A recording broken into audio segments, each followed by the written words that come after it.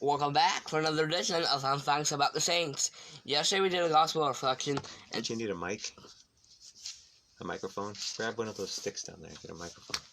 Excuse us, folks. There you go. Nice. That'll do. As I was saying... Some verisimilitude. Whatever that word is. Sorry. Go ahead. Start over. Okay, start over. Hi, everyone. Okay, let's be serious now. Hi, everyone.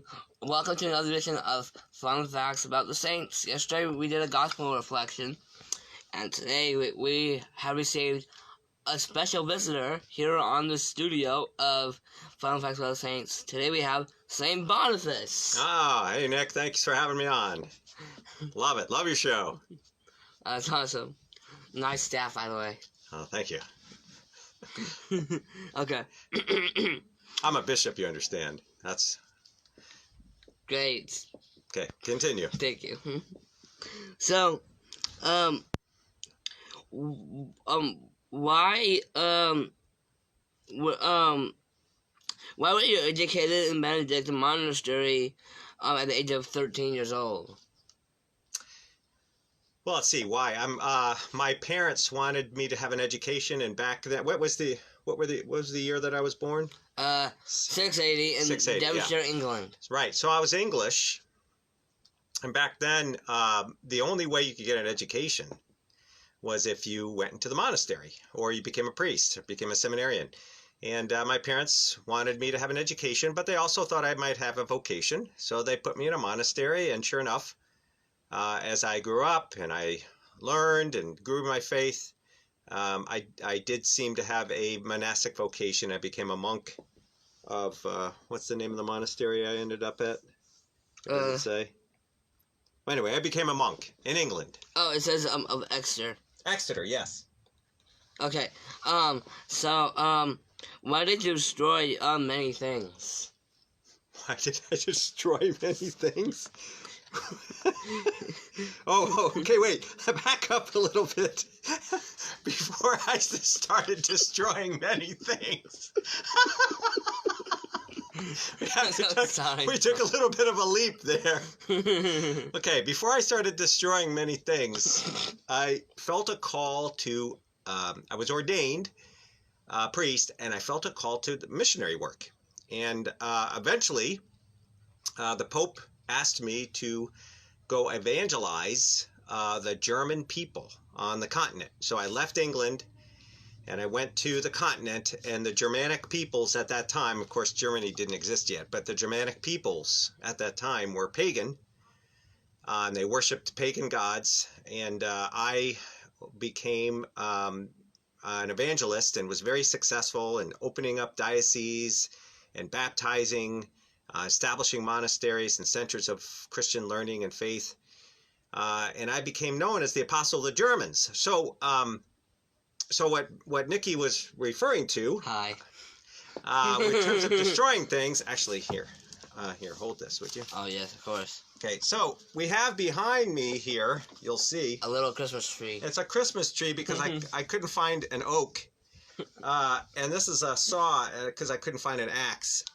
But essentially, when the pagans of the Germanic pagans were still worshiping tree gods, they worshiped. In fact, they had a sacred oak, and to show that, to try to help them understand about the superiority of the Christian faith, I took an axe to their sacred oak that they worshipped. It was a sign of Jupiter. Or Thor, well anyway, of some pagan god, and I cut it down. Oh my gosh, that is so cool. Yes, so I destroyed pagan shrines and established churches in their stead, and that was a symbol of the triumph of the cross, the triumph of Christianity among the Germanic peoples. Did you like that little demonstration there? It was great. Thank you. It's really a Christmas tree, but I mean, I couldn't find an oak. I mean, there just wasn't an oak handy, so that was the best I could do. Well, Continue. thank you. Okay, so,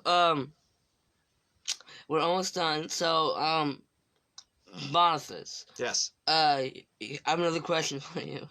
Okay. What,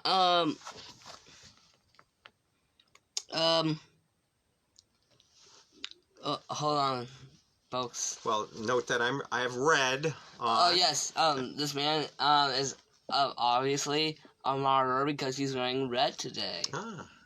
Yes. Bishop and martyr. Yes, I was bishop and martyr. And as I said, I was very successful in evangelizing the pagans, the Germanic pagans throughout the Germanic world, establishing centers of Christian learning and faith and monasteries and things like that, churches.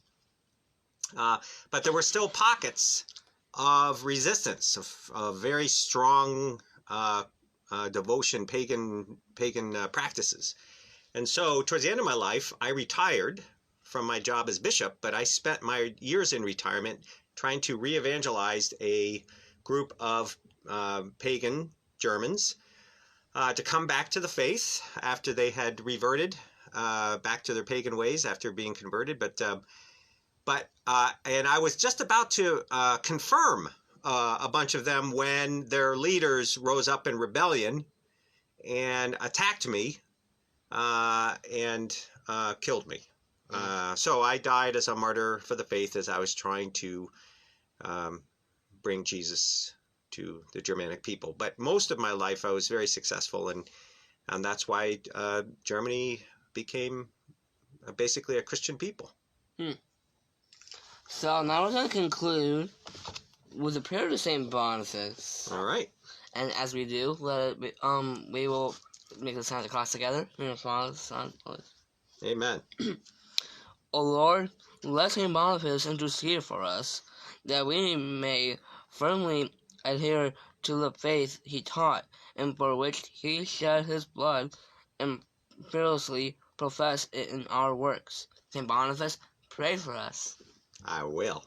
Amen. In the name of the Father, Son, Holy Spirit. Amen. Just one quick note. That there's a little surprise. We've been hearing Saint Boniface. We've been hearing a lot about another group. What's that about? Oh.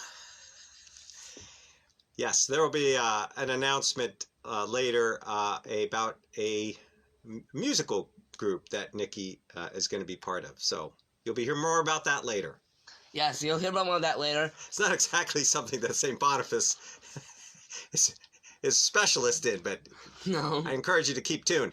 But I will say this: you may have a visit from St. Norbert tomorrow. Oh yeah, St. Norbert, founder of the Norbertines. You never know. So I want to thank you all for watching this video, and we will see you next time here on Fun Facts About Saints. Make sure you check out the other one. It is called Nikki Beatbox on Facebook. Check it out. See you next time.